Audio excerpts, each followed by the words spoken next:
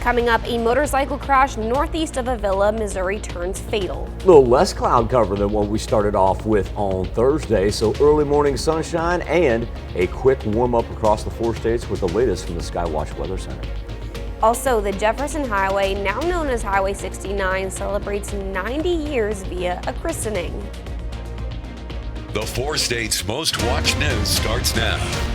Good morning and welcome to the KOAM Morning News. It's 5 a.m. I'm Bronte Sorotsky. We'll get to those stories in just a bit, but first let's go over to Michael talking about what we're going to be seeing today. Sunshine. Sunshine. That's the key factor. Remember yesterday we had, and even though it gave us gorgeous hues, we were kind of a little overcast for most of the morning. That's not going to be the case today. Just light cloud cover. We're going to be off to a fabulous start.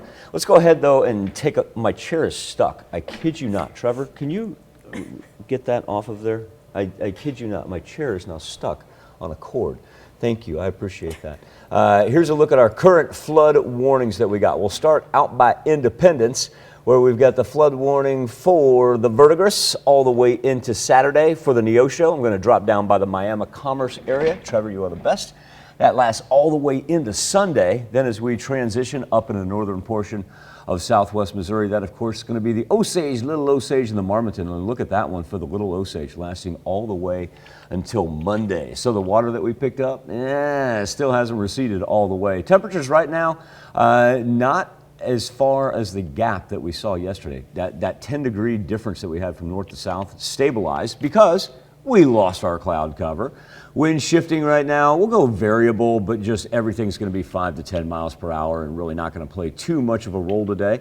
As the sunny skies will quickly lift us up into the 70s before the noon hour, top out around 80 degrees. We may see an 80 every now and then, but not going to be too consistent. Now, Friday and most of Saturday, going to stay on the dry side. We see a little one skirt in from the west here on Saturday morning, and it just kind of rolls off. But then for Saturday night into Sunday, here we get started again as it swoops in from north central Kansas and pretty much is going to be all-encompassing as it makes its way down to the southeast. But we keep on warming up. There's not a cold front behind this one, despite the fact that it moves in from the north. So our temperatures will be in the 80s really up until the middle of next week. Oh my gosh, that mixed with rain will be pretty... Let's just kind of interesting. Let's just concentrate on a beautiful Friday, Bronte. Yes, and a beautiful day for going outside, all that. Probably should just enjoy it while we can. And really, for the most part, the majority of Saturday is going to be good too, until we get to the nighttime hours. So. All right. Yeah, At least it's not too bad. So, like a day and a half, maybe. I'll buy that one. 3/4. I'll buy that one. All right. Thanks, Michael. A Jasper, Missouri man is dead after a motorcycle crash. 51-year-old Jason Lipari was riding a motorcycle on Highway NN 7 miles northeast of Avila, Missouri Wednesday morning when he went off the road and then hit a ditch and a utility pole. Lipari died at the scene. Police are searching for a suspect for attempted murder and other charges. Early Tuesday afternoon, a cyclist in Independence was injured by a car. When officers arrived, they found a 39-year-old man with serious injuries. Witnesses say the suspect vehicle left the scene and identified a driver with a small child with him. Police say 39-year-old Brian Metzger of Independence is suspected of attempted murder, aggravated battery, aggravated assault, and aggravated endangerment of a child. Authorities say they believe he knows the victim and it was a targeted attack. The victim was taken to the hospital. No word on his identity. The Cherokee County Attorney's Office is now reviewing a fatal shooting in Baxter Springs from March. On Thursday, County Attorney Nathan Coleman met with agents from the Kansas Bureau of Investigation. They discussed the investigation into the deaths of 27-year-old Taylor Shute, 37-year-old Eli Crawford, and 2-year-old Cleslin Crawford. Shortly after 7 p.m. on March 26th, authorities received a 911 call for help from a woman. Authority says that Eli Crawford shot and killed Taylor Dawn Shute, went back inside with their 2-year-old child. After a nearly 3.5-hour standoff, they say an officer was able to fire back. Officers found Crawford and the child dead inside. A KBI investigation determined that the bullet that killed the 2-year-old was fired by a Joplin police officer. Coleman clarified to KOAM that this is still an open investigation pending his review. Newton County, Missouri Authorities charged the president of the Neosho Youth Football League with stealing tens of thousands of dollars in league funds. According to a probable cause affidavit, league president Stuart Pace acknowledged to authorities that he misused funds in a checking account. The amount of the theft is unclear, but the charging document says it's more than $25,000. Kansas is getting a suicide prevention and mental health crisis hotline, along with mobile crisis intervention teams to help respond to the calls. On Thursday, Governor Laura Kelly signed the bipartisan legislation creating both. Kelly said, quote, "There's no doubt having mobile crisis teams just a phone call away will save lives. The 988 hotline will be available 24 hours, 7 days a week, and will be within the National Suicide Prevention Lifeline Centers network." 4 staters took advantage of the beautiful weather to enjoy some art made by local artists. There were 7 venues and many artists, some of them being new to the art walk in Joplin. One exhibit called See Sister Spirit in the Flow had wands, shrines, and a popular piece of art, dolls. It actually happened during COVID. I was just looking for something creative and artistic to express my frustrations and upset over that time. And they just kind of evolved, and now I can't stop. The art walk lasted from 5:30 p.m. to 8:30 p.m. in downtown Joplin along Main Street, Wall Street, and Joplin Avenue. 99 years ago, Jefferson Highway was formed. Jefferson Highway is now known as Highway 69.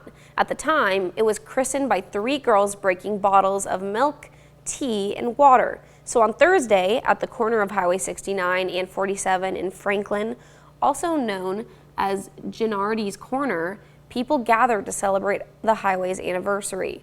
3 girls recreated the christening by breaking bottles again.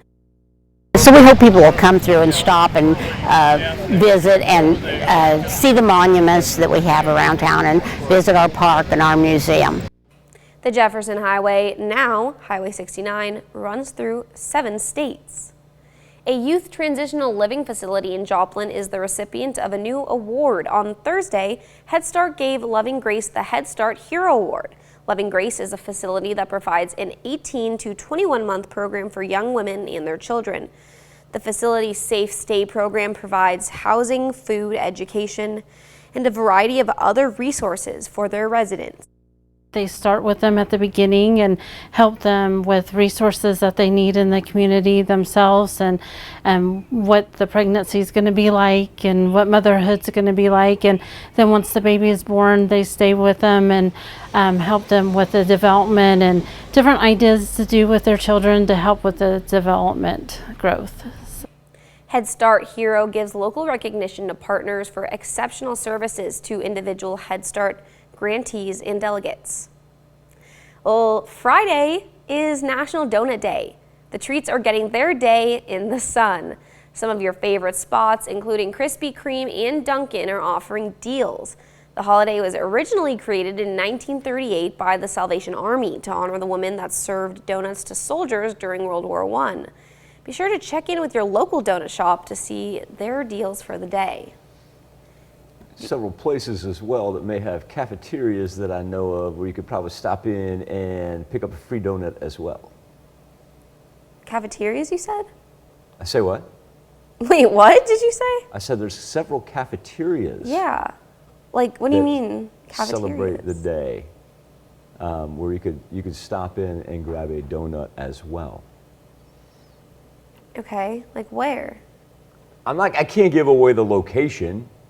Didn't we just do what was the national scavenger hunt day? Yeah, that we had that. Yeah, think of it as a scavenger hunt in your neighborhood. All right, maybe today I'll go out exploring and search for whatever this is. Try your local hospital cafeteria. Okay, great. I will. There you go. Bronte, we've got a little bit of a wind chill right now. Light jacket's going to suffice, but yeah, it's going to feel about like mid-40s when you step outside. That's because we got that light variable wind, but it still is working in from the north. Highs today, though, up into the 70s. We're going to jump on these tower cams here in the next half hour, get some gorgeous shots of a 4-state sunrise, and no worries about any rain really until Saturday evening. Well, that's a look at this morning's top stories and weather in our first 7 minutes. Coming up on the KOAM Morning News, the Outlaws take on the Griffins in their home opener. Will they win or will they strike out? Plus, a sport that you might not expect is becoming the fastest growing one in the U.S. Can you guess what it is? If you can't, no worries, stick with us and we'll tell you. And with summer coming up fast, COVID cases aren't going to go down, but they'll continue to go up. We'll have the details. You're watching the KOAM Morning News. More real news in the morning. We'll be right back. Opening night of a new season for the Joplin Outlaws, kicking off the schedule with a home game against the Nevada Griffins. The game, the first of 4 straight home games to begin the season for Joplin. We're going to pick it up in the 4th inning where we are scoreless, but Nevada has runners on 2nd and 3rd. Adrian Rangel, not 1, but call it 2 huge strikeouts to get out of the jam. Andrew Pickering comes up with a gapper. Base hit scores 2 for Nevada, and the Griffins put up 5 in the top of the 6th. Outlaws do have a response. First, it's Carson Carpenter. Lifted out to right for a single. Then Max Bruffer gets you some. 2-run home run to right. First home run of the season for the Griffins for the Outlaws gets Joplin on the board. But the Outlaws end up stranding 2 in the 9th inning, and Nevada wins this thing 5-4.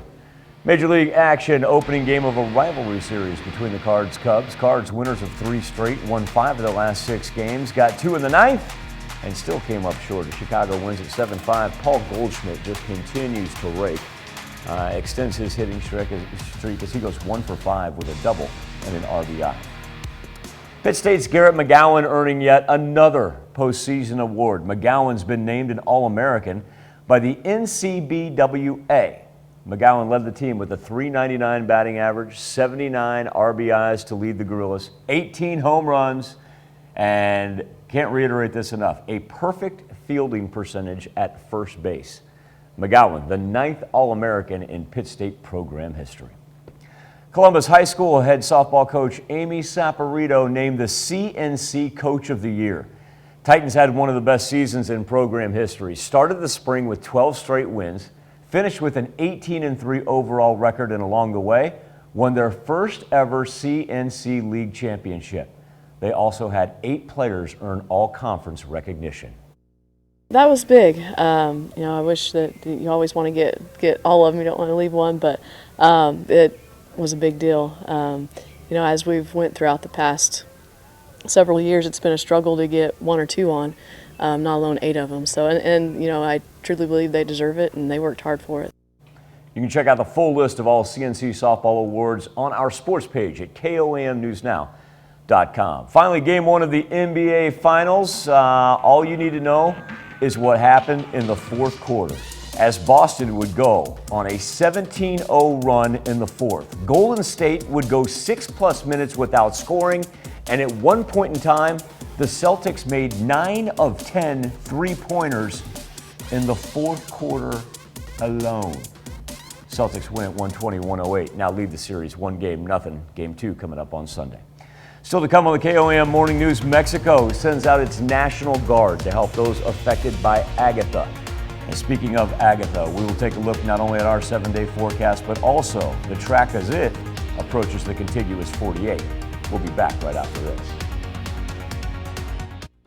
A little past 5:17. This is going to be as gorgeous as I'll get out here in the coming minutes as we take a live look over 7th and Rangeline. Not as much cloud cover as what we had yesterday, just a kind of streaking clouds, if you will. And like I said, wait till the sun reflects off those. It's going to be absolutely gorgeous. 54 degrees is where we stand in Joplin. Our temperatures, not the wide gap that we experienced yesterday, pretty much mid-50s. We see some high 50s down to the south, but nobody pressing up to the 60-degree mark as of yet. All that rain, speaking of staying to the south, you can stay down there, rain.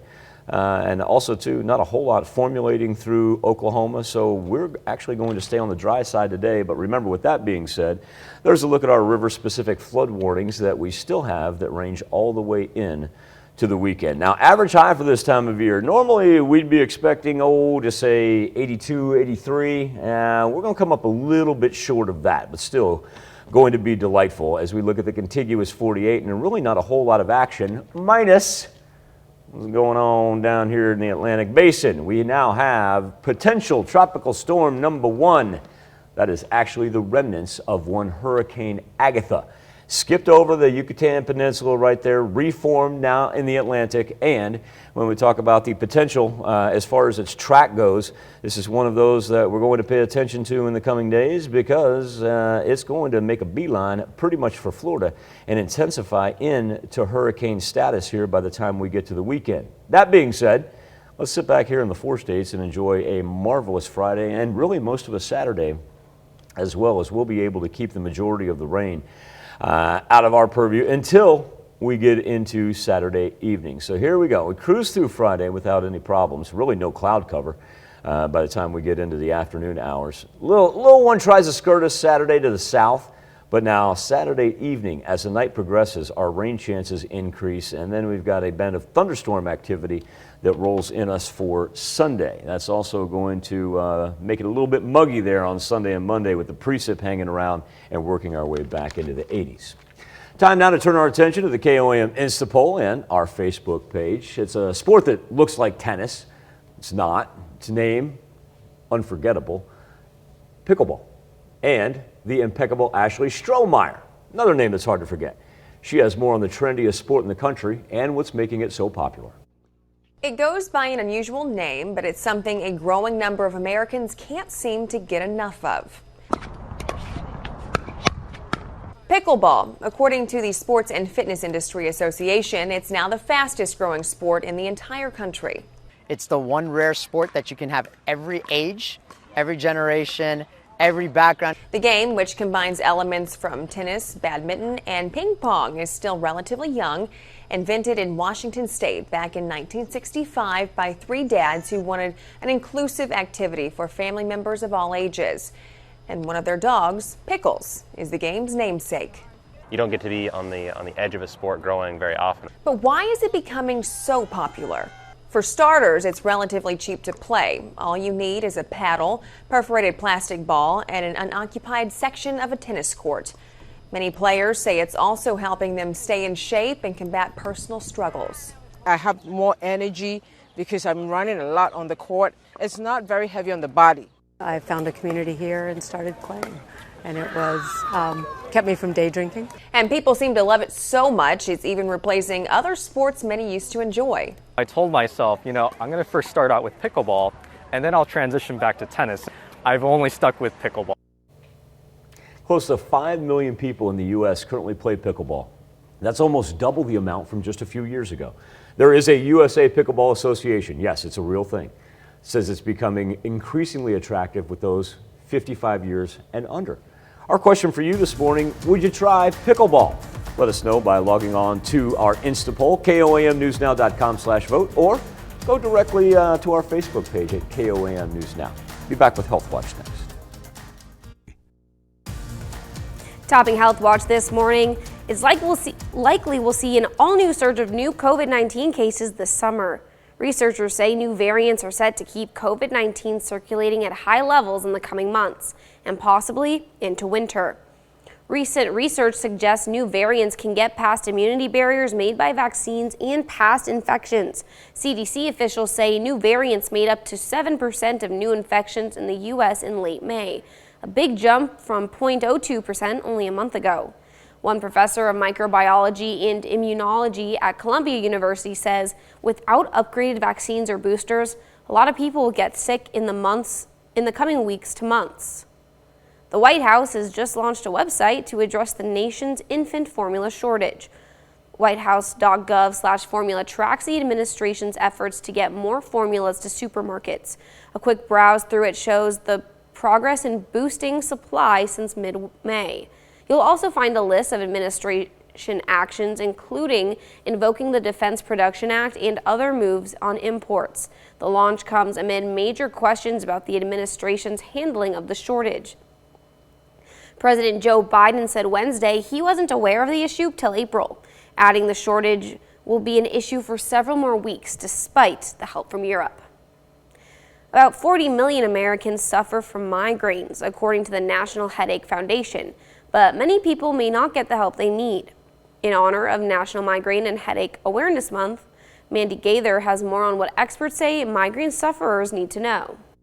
It's a disorder that causes headache attacks. Those who suffer from migraines have recurrent headaches that can last 4 to 72 hours. The throbbing or pulsating pain, usually one-sided, can be moderate to severe and can disrupt everyday life. You shouldn't have to suffer. Tom Dabberden with the National Headache Foundation says many migraine sufferers may be hesitant to see a doctor, but he says primary care providers can help get you on the path to treat or prevent attacks. Migraine can be brought on by a lot of different triggers. It can be light sensitivity, it can be dietary, it can be just a change in your regular schedule. Dabberden says keeping a log of the food you've eaten before a migraine attack, then removing these foods from your diet may help identify possible dietary triggers. Keeping a headache diary can also give you an idea of what may provoke an attack. It may also help your doctor determine which treatment is right for you. Be prepared when you go in to see the doctor. Talk about the symptoms, document what's going on, because that doctor or that practitioner is only as good as the information that you provide them.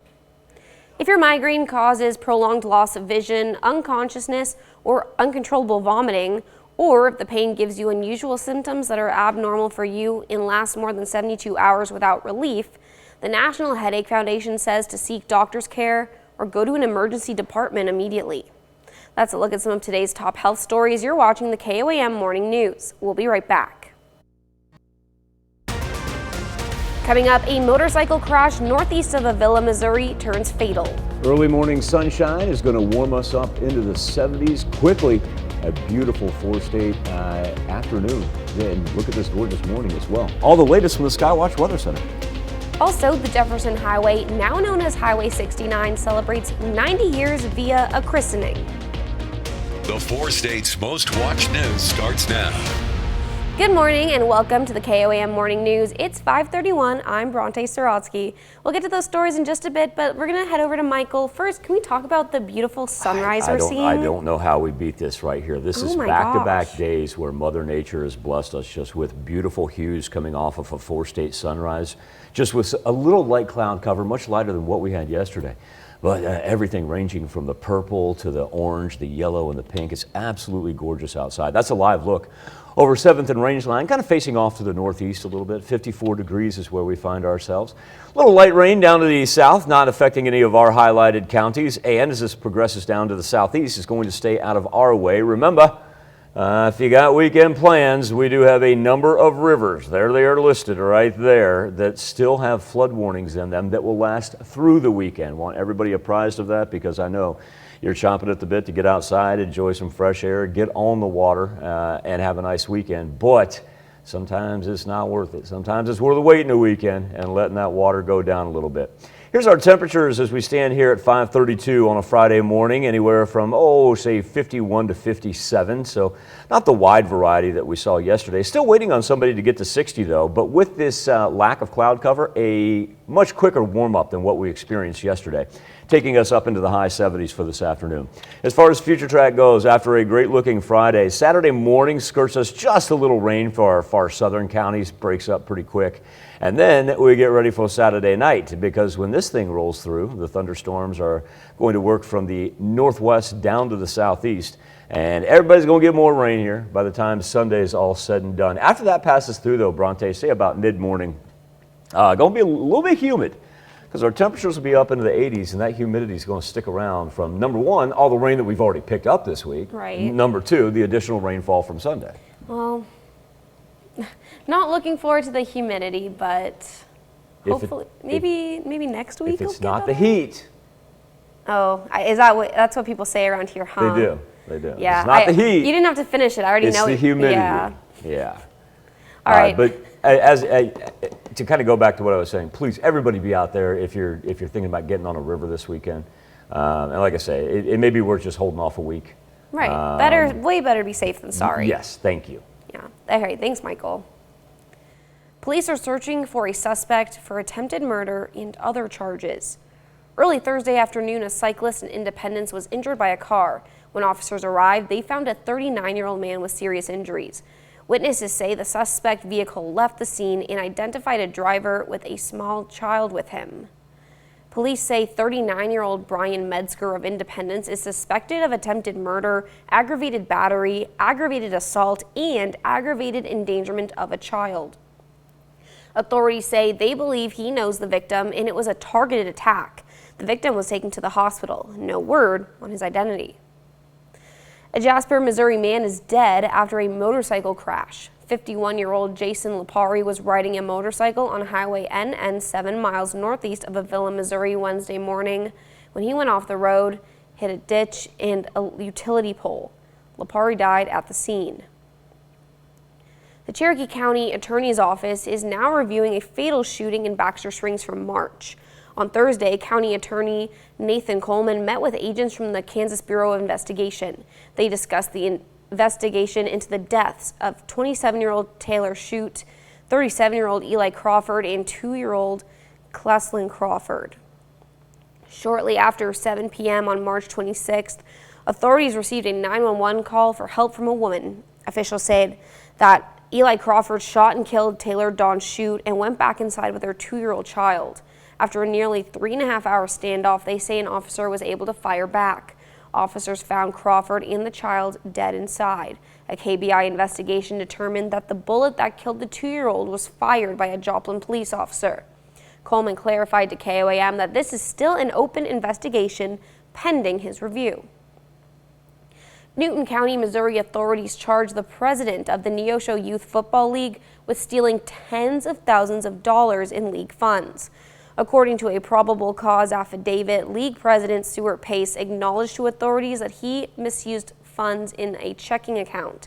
The amount of the theft is unclear, but the charging document says it's more than $25,000. Kansas is getting a suicide prevention and mental health crisis hotline, along with mobile crisis intervention teams to help respond to the calls. On Thursday, Governor Laura Kelly signed the bipartisan legislation creating both. Kelly said, quote, "There's no doubt having mobile crisis teams just a phone call away will save lives. The 988 hotline will be available 24 hours a day, 7 days a week, and will be within the National Suicide Prevention Lifeline Centers network." Well, we had a great day to go out to the youth rodeo in Vernon County. Ticket prices varied, but children 6 and under got in free of charge. The event started yesterday and lasts until Saturday. It begins at 8 p.m. and it runs until 10:30 p.m. Activities include from steer wrestling, bull riding, and calf roping. All proceeds will go to the Vernon County Fair. Forest Staters took advantage of the beautiful weather to enjoy some art made by local artists. There were 7 venues and many artists, some of them being new to the Art Walk in Joplin. One exhibit called See Sister Spirit in the Flow had wands, shrines, and a popular piece of art, dolls. It actually happened during COVID. I was just looking for something creative and artistic to express my frustrations and upset over that time. And they just kind of evolved, and now I can't stop. The art walk lasted from 5:30 p.m. to 8:30 p.m. in downtown Joplin along Main Street, Wall Street, and Joplin Avenue. 99 years ago, Jefferson Highway was formed. Jefferson Highway is now known as Highway 69, but at the time it was christened by 3 girls breaking bottles of milk, tea, and water. On Thursday, at the corner of Highway 69 and 47 in Franklin, also known as Gennardi's Corner, people gathered to celebrate the highway's anniversary. 3 girls recreated the christening by breaking bottles again.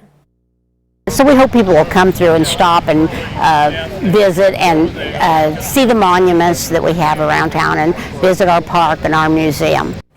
The Jefferson Highway, now Highway 69, runs through 7 states. Now here's Michael with a look at your forecast. Bronte, with that wind shifting a little bit on us throughout the morning, we still are having temperatures that are feeling right now in the 40s. So even though it's going to be warmer than what it was yesterday, still may want a light jacket when you bebop out the door, but you certainly won't need it for this afternoon nor this evening as we'll approach the 80-degree mark. And our temperatures keep rising as we head into the weekend. Keep that rain at arm's length until we get to Saturday night.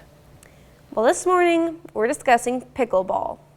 It might not look like it, but it's the fastest growing sport in the U.S. The game combines elements of tennis, badminton, and ping pong.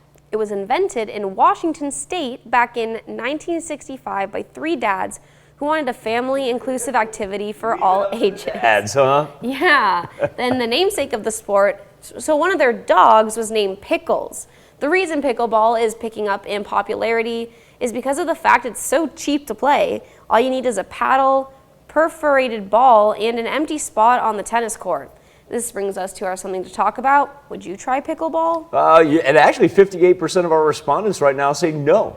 Wow. They would not. I think, I'm not sure if people were just waiting. Now it's 50-50. Oh, wow. I'm just surprised that it came in so strong with the nose. It's like, try it, folks. You know? Yeah, it could be What's the fun. worst that could happen? Yeah. It was created by dads, so you know it's got to be easy because like we're not going to run around and pull hamstrings. Yeah. It's not my thing. Yeah, exactly. Ah! I think I just pulled a hammy doing that story right there. Just looking at people playing. You get to be my age, you can do it. You can pull a hamstring doing anything. Well, I'll let you know when I get there. Okay.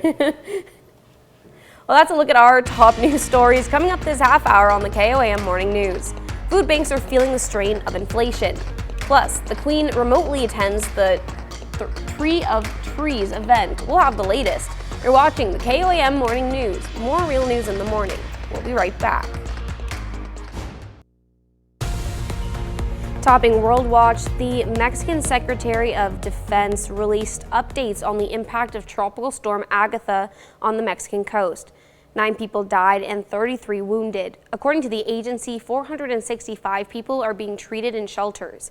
In order to provide humanitarian assistance, the armed forces were deployed in municipalities of the state of Oaxaca, by the area most affected by Agatha. Queen Elizabeth II lit the Tree of Trees Thursday in one of the key events celebrating her 70 years as a monarch. She lit it remotely from her Windsor castle. She symbolically touched a globe, which lit up and triggered the illumination of the castle's round tower and quadrangle lawn, and then the Tree of Trees more than 20 miles away. More than 1,500 beacons then lit up across the UK, Commonwealth countries, and other territories overseas. The Tree of Trees is made of 350 smaller trees and plants. The 69-foot-tall structure is made up of hundreds of indigenous British species, ranging from hazel to field maple trees, each planted in aluminum pots. It's day 2 of festivities to celebrate Queen Elizabeth's 70 years on the British throne, and the 96-year-old monarch will miss one of the biggest events. Ian Lee is in London with more on the last-minute decision. Queen Elizabeth beamed from the balcony at Buckingham Palace as tens of thousands cheered her on. Day 1 of the Platinum Jubilee was packed full of festivities from morning until night, when palace officials announced the 96-year-old monarch needed to slow down. They said the Queen experienced some discomfort on Thursday and with great reluctance will skip the service of Thanksgiving at St. Paul's Cathedral today. She's getting older now, but she looks vibrant as ever. Her outfit looked amazing. The future king, Prince Charles, will stand in for the Queen at the church service. Also attending, Prince Harry and Meghan, who flew in from California for the historic occasion. Jubilee celebrations will stretch throughout the weekend here in the UK. On Saturday, a concert featuring Elton John, Diana Ross, and Alicia Keys will rock crowds around Buckingham Palace. Street parties are already underway. We love our Queen. We love our Queen, as you can see. The star of the show was nearly upstaged by her great-grandson Prince Louis during Thursday's spectacular flyby. As royal jets thundered overhead, it was a bit too loud for the 4-year-old who covered his ears to block out the noise. But the Queen seemed to revel in the moment, marking her 70 years on the British throne. Ian Lee, CBS News, London. Queen Elizabeth, who became queen at age 25, is Britain's longest reigning monarch. Well, that's a look at some of your biggest headlines from around the world. We'll be right back with the news you need to know before you head out the door. Here's a check of today's top headlines, the news you need to know before you head out the door. A Jasper, Missouri man is dead after a motorcycle crash. 51-year-old Jason Lipari was riding a motorcycle on Highway NN 7 miles northeast of Avila, Missouri Wednesday morning when he went off the road, then hit a ditch and a utility pole. Lipari died at the scene. Police are searching for a suspect for attempted murder and other charges. Early Thursday afternoon, a cyclist in Independence was injured by a car. When officers arrived, they found a 39-year-old man with serious injuries. Witnesses say the suspect's vehicle left the scene and identified a driver with a small child with him. Police say 39-year-old Brian Metzger of Independence is suspected of attempted murder, aggravated battery, aggravated assault, and aggravated endangerment of a child. Authorities say they believe he knows the victim and it was a targeted attack. The victim was taken to the hospital. No word on his identity. The Cherokee County Attorney's Office is now reviewing a fatal shooting in Baxter Springs from March. On Thursday, County Attorney Nathan Coleman met with agents from the Kansas Bureau of Investigation. They discussed the investigation into the deaths of 27-year-old Taylor Shute, 37-year-old Eli Crawford, and 2-year-old Cleslin Crawford. Shortly after 7 p.m. on March 26th, authorities received a 911 call for help from a woman. Authorities said that Eli Crawford shot and killed Taylor Dawn Shute and went back inside with her 2-year-old child. After a nearly 3.5-hour standoff, they say an officer was able to fire back. Officers found Crawford and the child dead inside. A KBI investigation determined that the bullet that killed the 2-year-old was fired by a Joplin police officer. Coleman clarified to KOAM that this is still an open investigation pending his review. While the investigation continues into everything that happened in the Uvalde, Texas school shooting, we wanted to know what local districts are doing to keep staff and students safe. As more information is released from Uvalde, officials with the Neosho and Joplin school districts say they'll be reviewing their existing safety plans. Over the past several years, districts have added extra security precautions like secured entrances that require visitors to check in before they're allowed access to the school buildings. In addition, they work to ensure all doors are locked.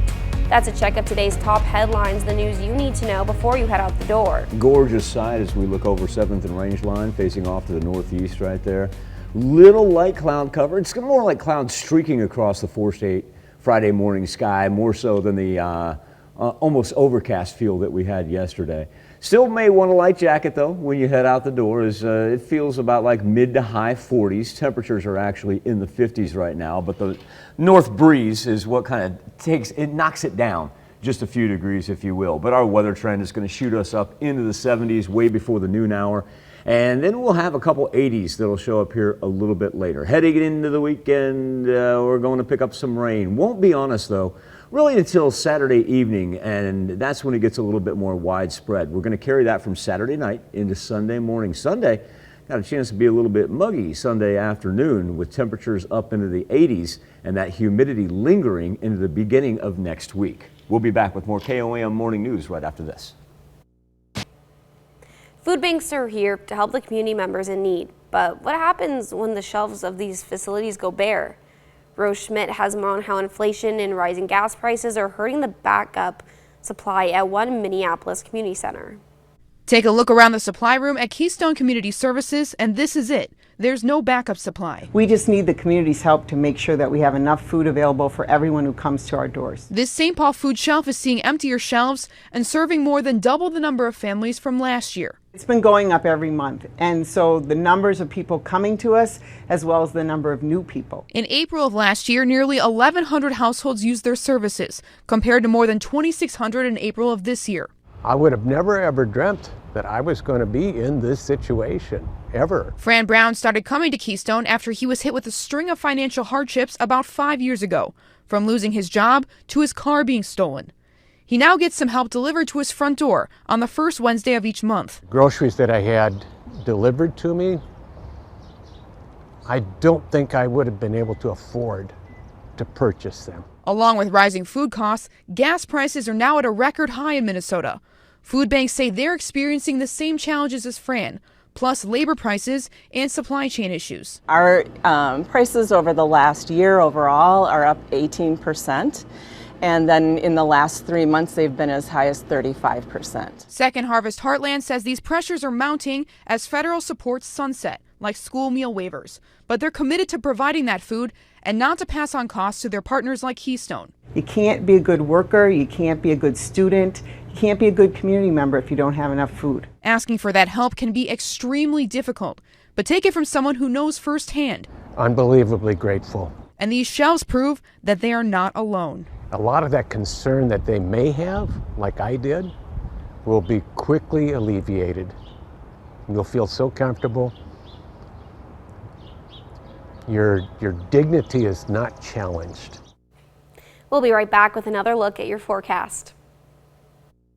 A little bit of a cool start because we lost our cloud cover overnight, so feeling like mid-40s right now, but plenty of sunshine headed our way on this Friday. Going to be a great way to finish off the work week as we'll be up around the 80-degree mark. Let's get ready for the weekend. Saturday, for the most part, going to be a little tries to skirt us to the south, but the big one is really going to be from Saturday night into Sunday morning. Thunderstorm development works its way in from the northwest, all-encompassing for early Sunday morning till it finally passes through, and temperatures into the 80s back right after this. Coming up, the attorney's office in Cherokee County reviews a fatal shooting from March. Quick little warm-up before the weekend. However, we are going to talk about some Saturday thunderstorms, the latest from the Skywatch weather. Also, some area schools weigh in on school safety in the wake of the shooting massacre in Uvalde, Texas. The 4 states' most watched news starts now. Good morning and welcome to the KOAM Morning News. It's 6 a.m. I'm Bronte Sorotsky. We'll have those stories and more, but first, I know Michael has a forecast we can all get behind. Oh, look, the weatherman actually doing something positive, not bringing you rain and having to worry about that. Yes, Bronte, and thank you for that. It is going to be an absolutely gorgeous end to our work week. There we are over 7th and Rangeline.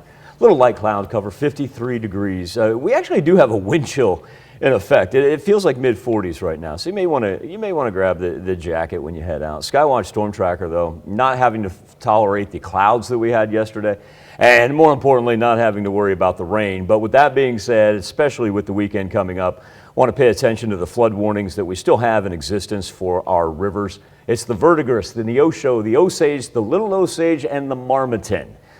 Best thing to do is probably give yourself about another week, let those waters recede before you attempt anything over this weekend. And I know it is going to be tempting because it's going to be nice and warm. Our temperatures right now in the mid-50s, and like I said, it's a little bit of a chill in effect because that variable wind, even though it reads calm at our airports right now, it does have a little northerly flow to it. But by the time we get up around, say about 10:30, we're going to be already in the 70s and top out around the 80s this afternoon. So let's talk about Saturday, because first off, we'll see a little bit try to skirt us down to the south. Not too impressive. It'll just skirt right by. But now, Saturday night, here's where we formulate some legitimate thunderstorm activity out of north central Kansas. Drops down upon us, ranges right through the middle of the 4 states right there down to the southeast. And here's the other thing about Sunday. You know, usually we get a system works in from the northwest, we'd say accompanied by a cold front. That will not be the case as our temperatures continue to warm up, meaning Sunday is going to be a tad bit humid. Okay, well, definitely need to find my umbrella. I don't know where that If you don't have your umbrella by now, Miss Sorotsky, I know. Mama Sorotsky is not going to be happy with you saying on air that you haven't had your umbrella for the past month. Okay, no, I have. It's somewhere in my car. Okay. It's buried beneath. You will not need it today, and you will not need it most of tomorrow. No, but for the rest of the week, it seems like I need to find it at we'll some worry point. We'll worry about that. We're going to enjoy a beautiful Friday and Saturday. Yes, I'm looking forward to Okay. it. Thanks, Michael. The Cherokee County Attorney's Office is now reviewing a fatal shooting in Baxter Springs from March. On Thursday, County Attorney Nathan Coleman met with agents from the Kansas Bureau of Investigation. They discussed the investigation into the deaths of 27-year-old Taylor Shute, 37-year-old Eli Crawford, and 2-year-old Cleslin Crawford. Shortly after 7 p.m. on March 26th, authorities received a 911 call for help from a woman. Authorities said that Eli Crawford shot and killed Taylor Dawn Shute and went back inside with their 2-year-old child. After a nearly 3.5-hour standoff, they say an officer was able to fire back. Officers found Crawford and the child dead inside. A KBI investigation determined that the bullet that killed the 2-year-old was fired by a Joplin police officer. Coleman clarified to KOAM that this is still an open investigation pending his review. Tulsa officials are praising police for their response after a gunman entered a medical building on Wednesday and opened fire, killing 4 people before taking his own life. Shay Smith has more. I cannot begin to thank the men and women of the Tulsa Police Department for the immediate response that they had to the incident yesterday. Tulsa Police Chief Wendell Franklin says at 4:52 the initial call came in from a third party who was on a video chat with someone at the medical building. At 4:53 p.m., we received a 911 call about a shooter in a building. We then continued to receive multiple calls that were more specific on a shooter being on the second floor of the Natalie building. At 4:56, the first group of Tulsa police officers arrived on scene. At 4:58, TPD says they heard one last gunshot, which they believe was the suspect taking his own life. Multiple Oklahoma law enforcement agencies responded to the shooting within minutes. It's Tulsa Police, Tulsa Fire, Tulsa County Sheriff, FBI, ATF, Light Horse Police. I mean, I could go on and on. There were so many people, which really just tells you we have a lot of great people in this community that want to help. Today, the mayor thanking the first responders who ran into the building to try and save others. I spoke with an officer yesterday who's a seasoned veteran of the department, and he was one of the first people to get here. And he said, Mayor, it was like the beaches of Normandy out there. Everywhere I looked, to my left and my right, there were officers running towards that building, jumping over bushes, getting around anything in their way between them and that threat so that they could save people. That is the law enforcement community that we have here. Chief Franklin says his officers go through thorough training for not if, but when an incident like this happens. And on June 1st, it happened. Because we have seen the violence that has taken place throughout the United States, and we would be naive not to think that that would not happen in our jurisdiction. The shooter was later identified as Michael Lewis. Police say they found a letter on him that made it clear he came into the hospital to kill a doctor, who he blamed for ongoing pain he experienced following a back surgery. While the investigation continues into everything that happened during the Uvalde, Texas school shooting, we wanted to know what local districts are doing to keep staff and students safe. As more information is released from Uvalde, officials with the Neosho and Joplin school districts say they'll be reviewing their existing safety plans. Over the past several years, districts have added extra safety precautions like secured entrances that require visitors to check in before they're allowed access to the school building. In addition, they work to ensure all doors are locked. You concentrate on educating students and staff not to prop doors open, not to leave them open, things like that. And then it's the responsibility of administration to inspect those. We have a tremendous buildings and grounds crew that do a great job of doing that. But sometimes, a failure will happen before someone has a chance to look at it. In addition, Neosho and Joplin both review their safety and security policies on a regular basis. Our own Chris Warner has more on that story later in the show. On this date in 1965, 120 miles above the Earth, Major Edward H. White II opens the hatch of the Gemini 4, steps out of the capsule, becoming the first American astronaut to walk in space. Attached to the craft by a 25-foot tether and controlling his movements with handheld oxygen jet propulsion gun, White remained outside the capsule for just over 20 minutes.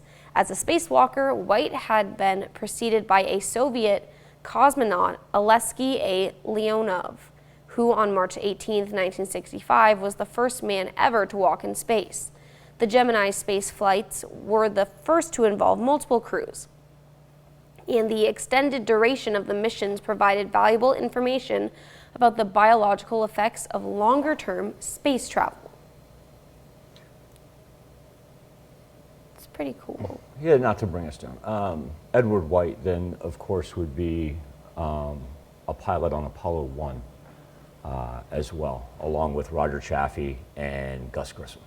So yes, first United States mail to walk outside, and then also to memorialize as a part of the Apollo 1 crew,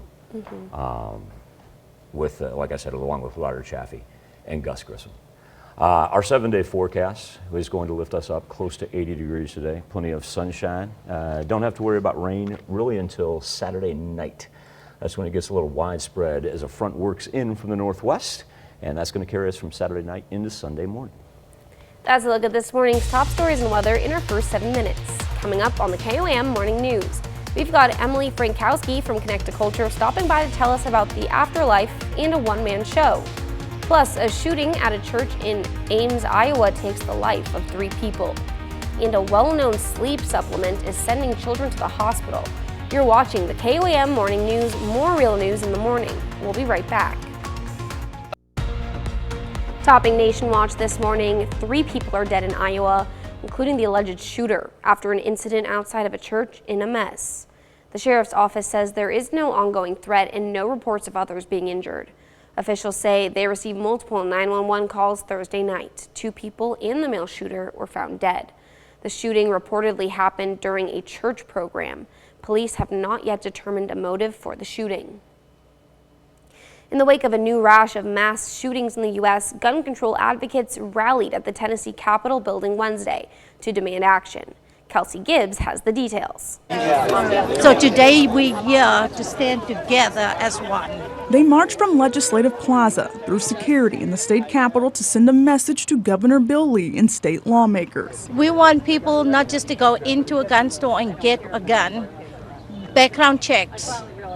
Because that's the only way, if we're going to do it, we're going to do it the right way. It was a call to action to end gun violence. Background checks to purchase or own a gun are not us wanting to take your Second Amendment rights. We are not. After several recent mass shootings, including the second deadliest school shooting in history, we are in very troubling times. People from all walks of life, including a mother, the doctors telling you your child didn't make it, who lost her son to a mass shooting here in Nashville, are coming together to say enough is enough. We need change. We need change now. They were met outside the governor's door by a state trooper who told the crowd no one was inside. We have a letter from 47 ministers across Tennessee. But it didn't stop them from voicing their concerns. We know it's important to be here on this day, and when the building's open, to let them know that we cannot have business as usual. Amen. And that we cannot just be silent. We cannot allow this trauma to happen. They left a letter at the door for the governor. Tess Marie Mata, age 10. With 5 demands to end gun violence. Jacqueline, Jalen, Cazares. Including passing universal background checks and calling for a vote on a red flag law bill that stalled in the Senate. People are suffering. And this emotion you see, I just want to mark that this is real emotion. These tears, this pain is real. Miranda Mathis, age 11. The fact that people are in this building who cannot feel that human reaction, that should trouble all of us. The demonstrators also want a ban on semi-automatic weapons, armor-piercing ammunition, and high-capacity magazines. That's a look at today's top national stories. We'll be right back. Welcome back to the KOAM Morning News. Special guest that we love to bring on each and every month. Her name is Emily Frankowski. She is in charge of Cnc Culture.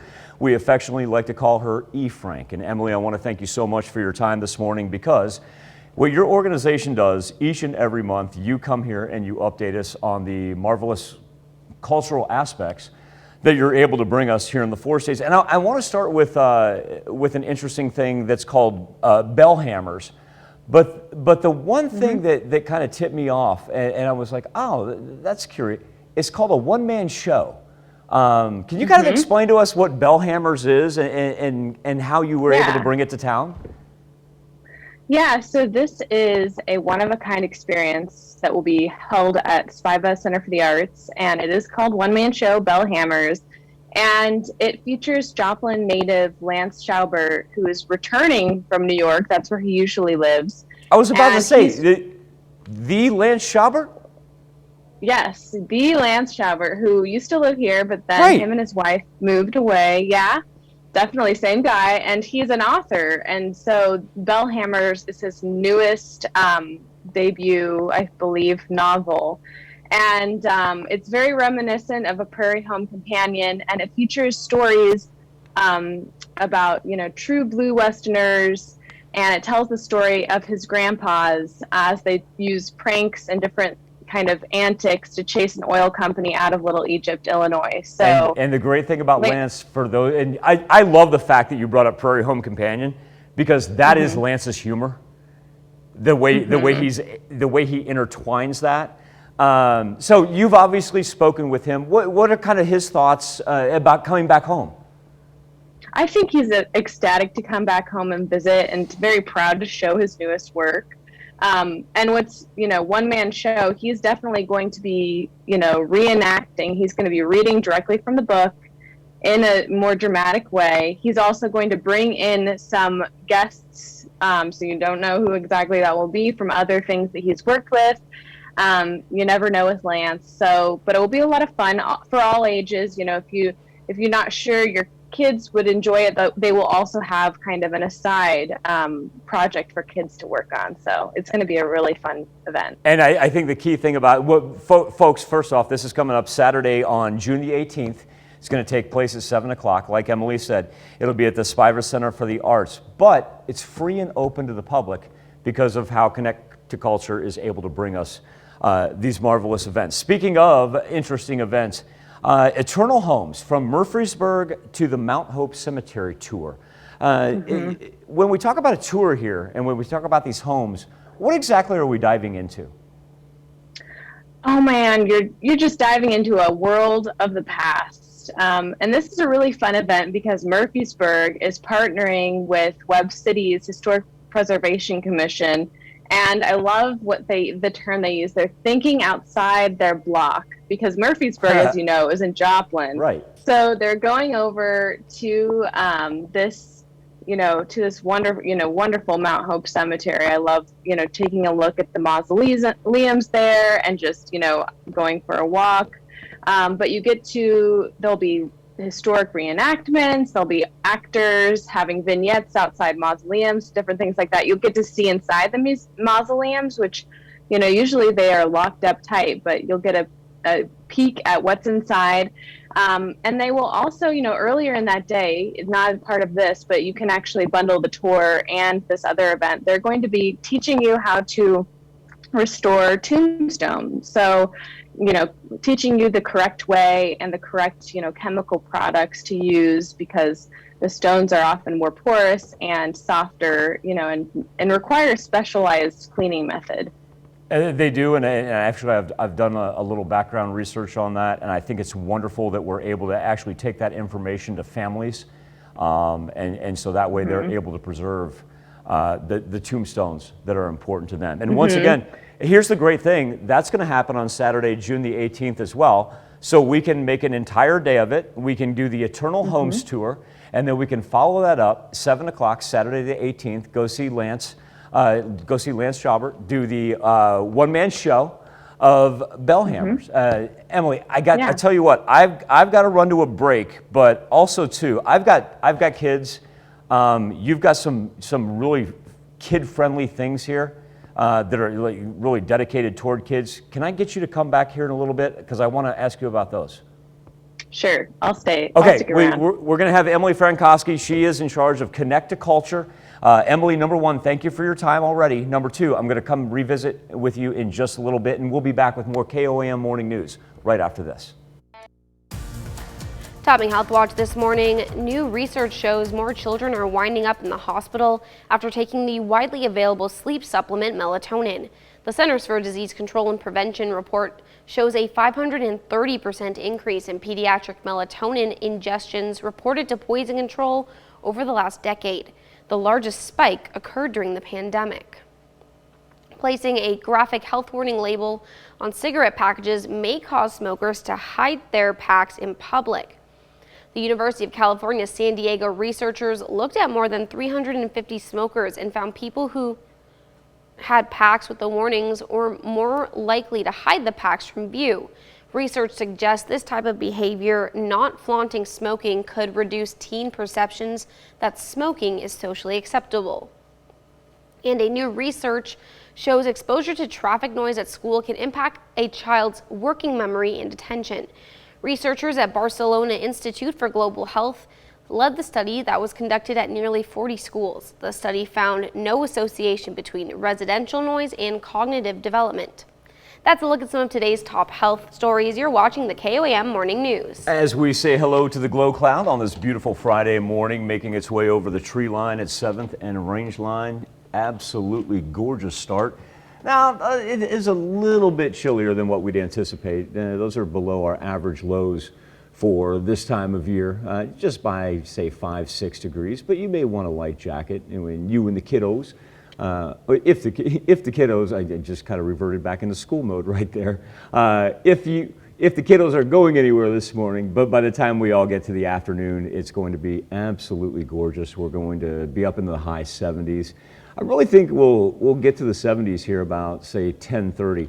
Now, one thing that we were anticipating and now we're starting to see develop just a little bit is some fog. And that's because of our lack of cloud cover. And we knew some of that precipitation was going to be low-lying. Now, our visibility numbers, this is why we really haven't concentrated on the fog tracker all that much, because our visibility numbers are really good.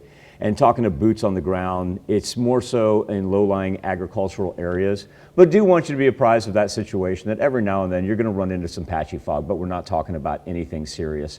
As far as the 7-day forecast goes, we are going to push up into, there we go, 7-day forecast, push up into the 80s by the end of the weekend with some rain for Saturday night into Sunday. We'll be back right after this.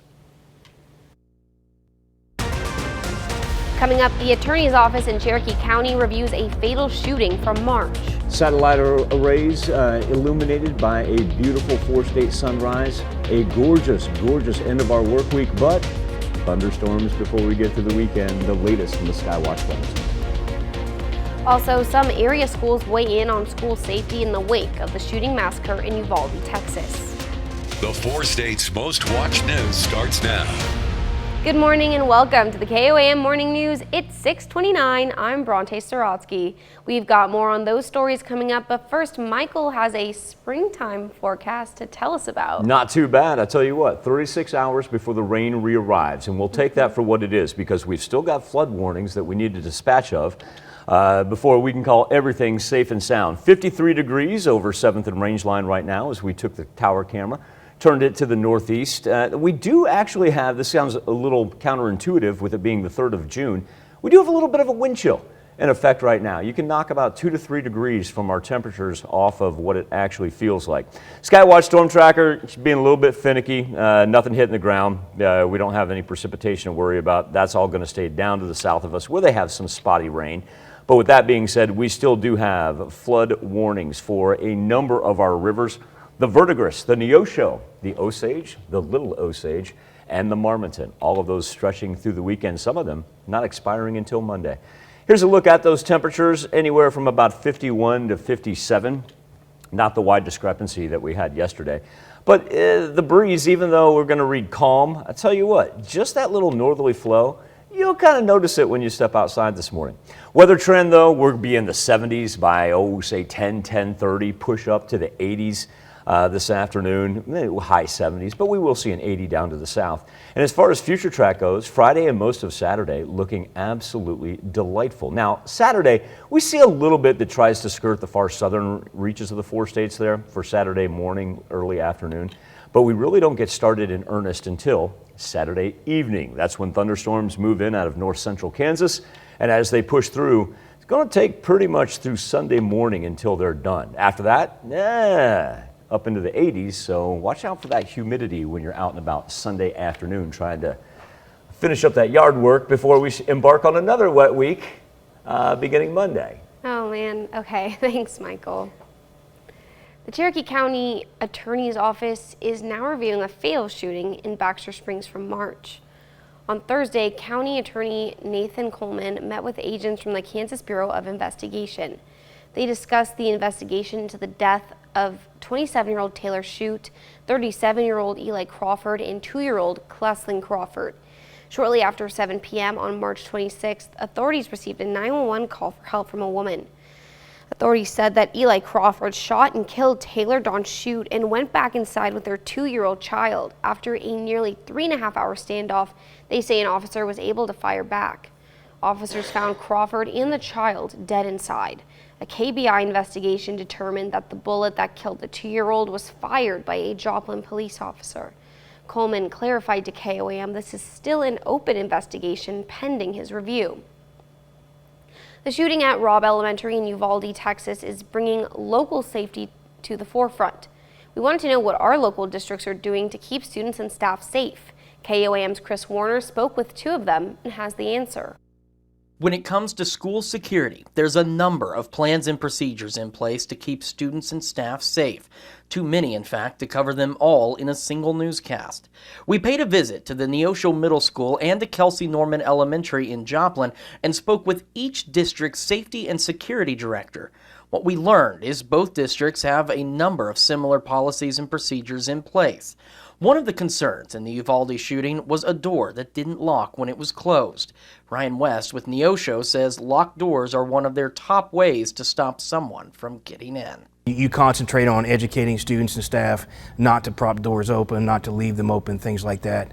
And then it's the responsibility of administration to inspect those. We have a tremendous buildings and grounds crew that do a great job of doing that. But sometimes, a failure will happen before someone has a chance to look at it. There are other contingencies in place. Visitors at both districts must check in through a secured entry before they're allowed in the building. Joplin's director, Jim Hounshell, says if the visitor needs access to the building beyond just dropping something off, they have several steps they must go through.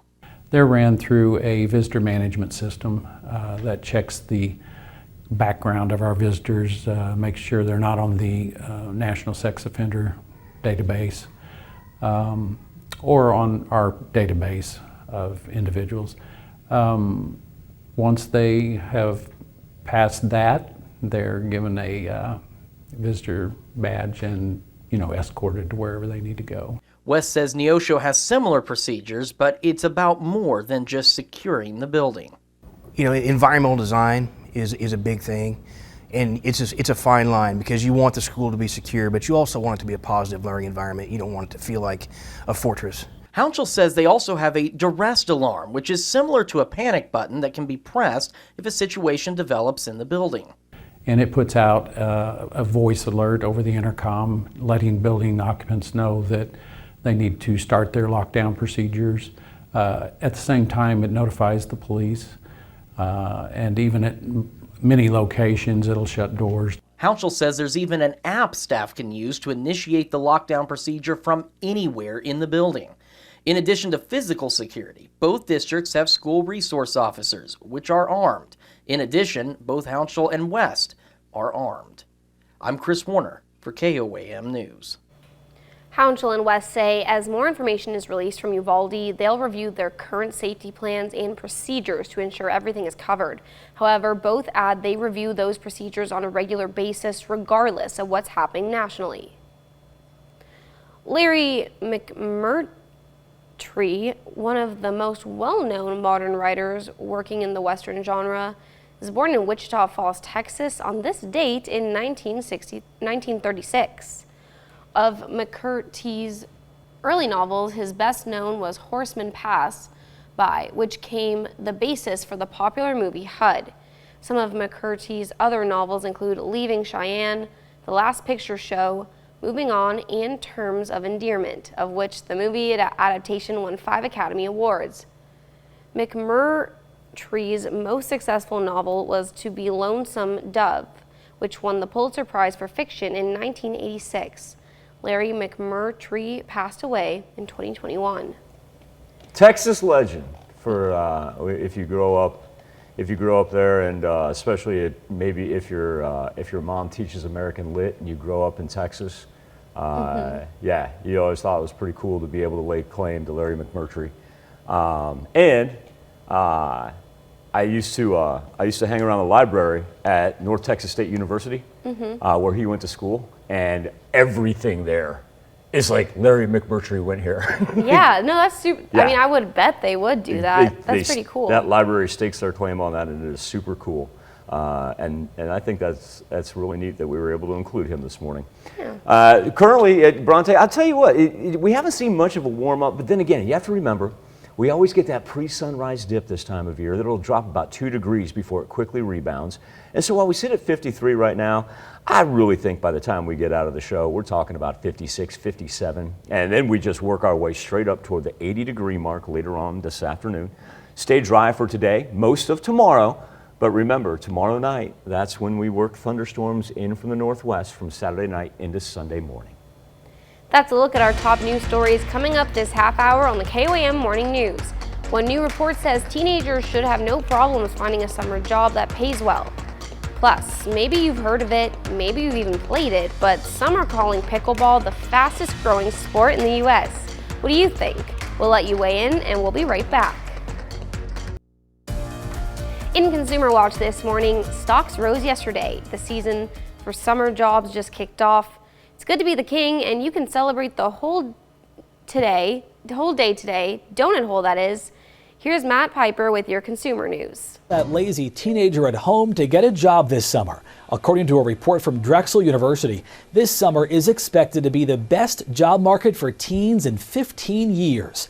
33% of 16 to 19-year-olds will be employed between June and August, the highest rate since 2007. The report says an hourly wage of $15 or more should help draw teens into the workforce. LeBron James is worth more than $1 billion, the first active NBA player to reach the milestone.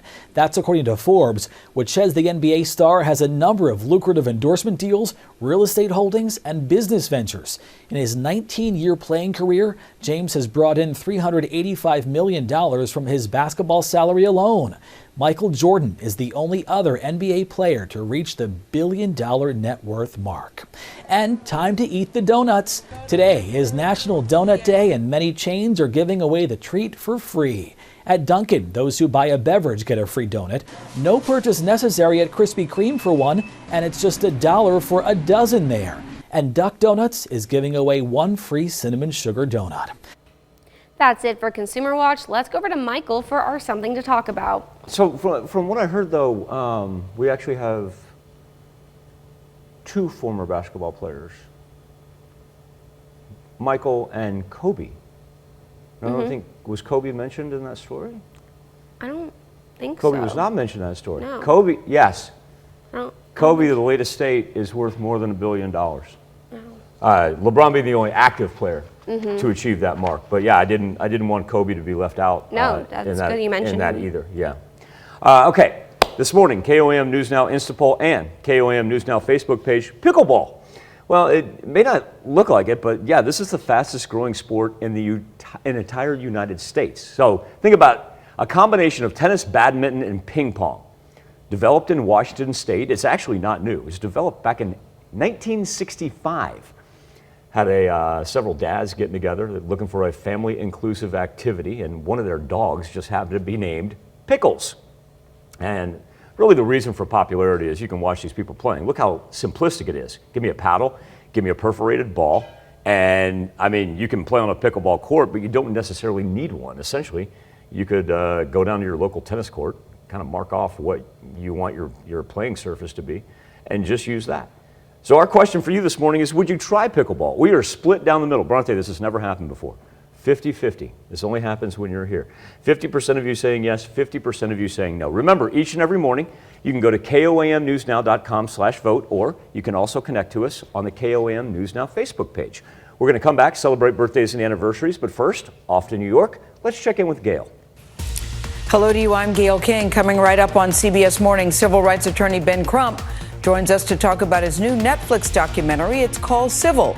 It's going to take you behind the scenes of his crusade for racial equality. That's coming right up on CBS Mornings. We take this time to honor today's four-state hero, Corporal George Williams. A native of Independence, Kansas, served from 1942 to 1945 as part of the 3rd Army Combat Engineers. This highly decorated veteran earned a number of awards, including the National Defense Medal, the Good Conduct Medal, and the Silver Star for 5 major battles. To Corporal George Williams, we thank you, today's 4-state hero. I was telling Bronte during the commercial break there, I've always loved the name Piper. And we kick our birthday list off with Piper LaPlante turning the big number 2. Look at the toys in the background, and she is ready to rock and roll right there. Piper, a very happy birthday, and Galena. Next, we have Cason Fox turning 11. Cason is out of Moran, and I really love that tie-dye shirt. I love all tie-dye, so it's a cool shirt. We have an Olympic medalist on our hands right there as well. That's Cason, awesome. Congratulations, number 1. Number 2, obviously from all of us here, a very happy birthday, but man, that is awesome. Very, very few times do we get to put a medalist on our birthday list. And Cason, tremendous job, my man, tremendous job. Devin Westhoff, celebrating number 15. And Devin, a little Erie track and field action right there. And getting ready to chow down, as teenagers do in Erie. And with that being said, Tucker Westhoff celebrates number 26 in Erie. Now, granted, Tucker's above the age of 21, so he's allowed to have that poster behind him. Yeah, okay, just wanted to point that out. Happy birthday to the Westhoffs. All right, next we have Brittany Murphy. Brittany is turning 35.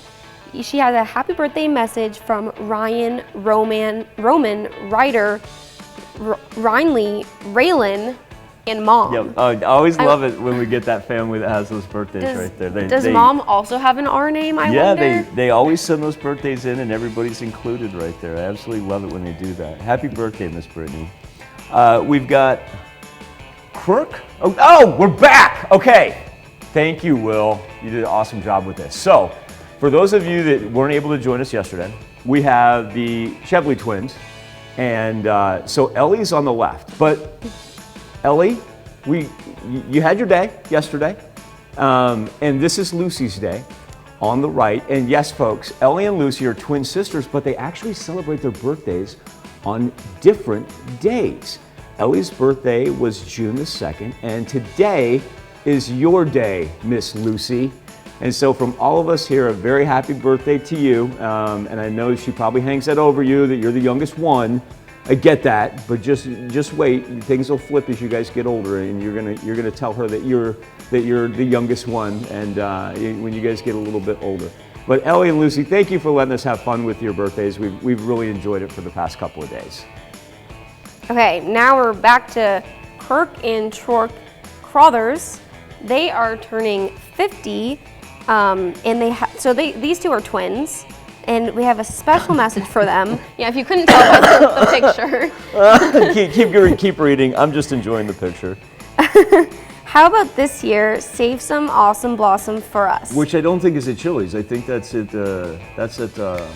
Outback. Outback. Right. I've never had one of those. That's why I was laughing. Looking forward to dinner tonight at Chili's. Love from Trent Crotch, Sally Oates, and DeCrink.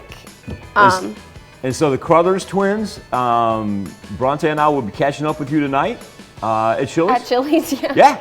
You guys go ahead. You guys get those reservations. Just save an extra 2 seats, and we'll be right there. Yep. This is a great picture. Look at their faces. I know, and I don't remember if we said, but these two are out of Fort Scott. That's tremendous.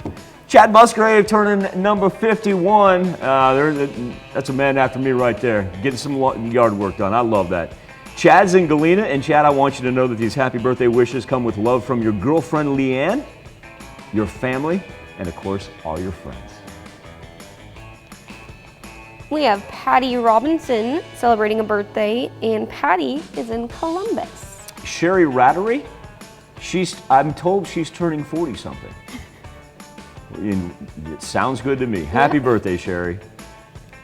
Hey, we have Milo Kellerman. Milo is one of our many 4-state heroes, and he celebrated him and his wife Janice's anniversary, and Milo is out of Iola. Wally Love celebrating a birthday and surrounded by his 4 sons. My goodness, happy birthday, Wally. We have an anniversary. We have John and Allison Clyburn. It is their 10th, yesterday was their 10th anniversary, and they are out of Galena. TJ and Trisha Pike, they are now celebrating their 11th anniversary. Congratulations to TJ and Trisha. They are in Nevada. We have Dale and Arona Bogner. They are celebrating their 22nd anniversary, and they're out of Parsons. Now remember, I just talked about TJ and Trisha Pike celebrating their 11th.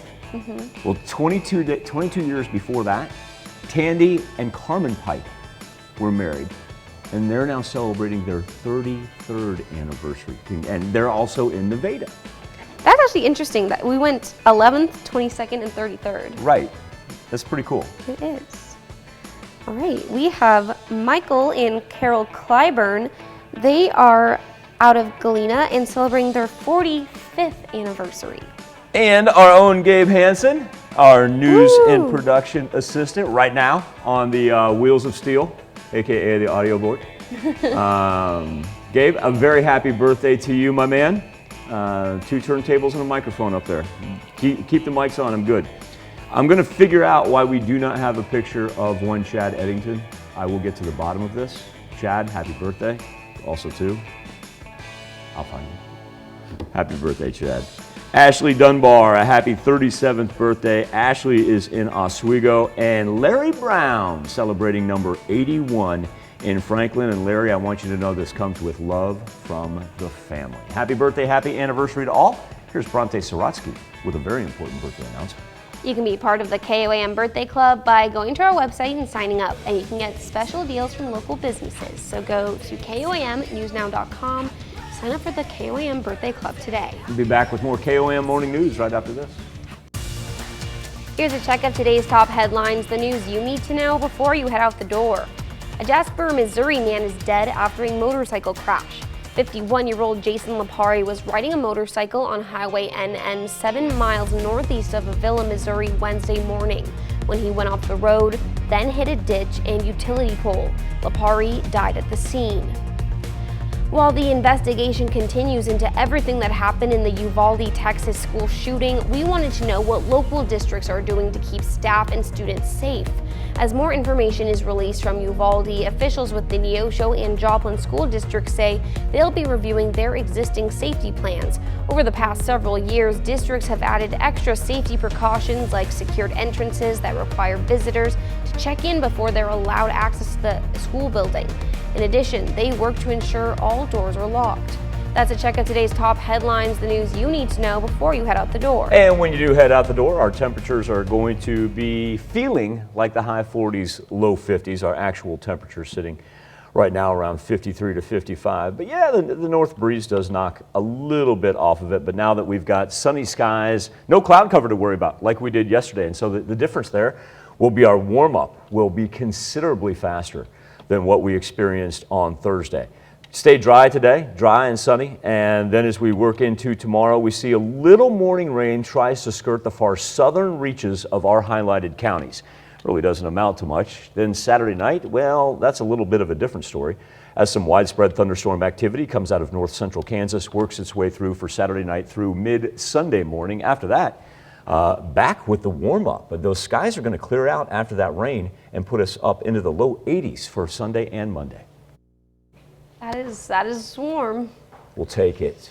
Yeah, I mean, it is that time of year, but no, 80s? I'm ready. I'm ready for consistent 80s. Yes, I'm ready for no rain. Number one. I can't deal with the humidity. No. My hair is gonna just poof out. Mine too. It's it. Okay. It's terrible. I know. I'm with you. I don't think you can relate. So with you. Anyways, coming up today at noon, we're making donut bread pudding in the Mr. Food Test Kitchen. Your morning news continues on KOAM. CBS Mornings coming up next. We have more on President Biden's speech, where he put pressure on Congress to reinstate a ban on assault weapons. Or you can switch on over with us on Fox 14, where your only local morning news continues. This morning, we've got part 2 of our conversation with Emily Frankowski from Connect to Culture. So flip on over, join us over there. Do me a favor, have a great weekend, but more importantly, be safe. We'll do this all again on Monday morning.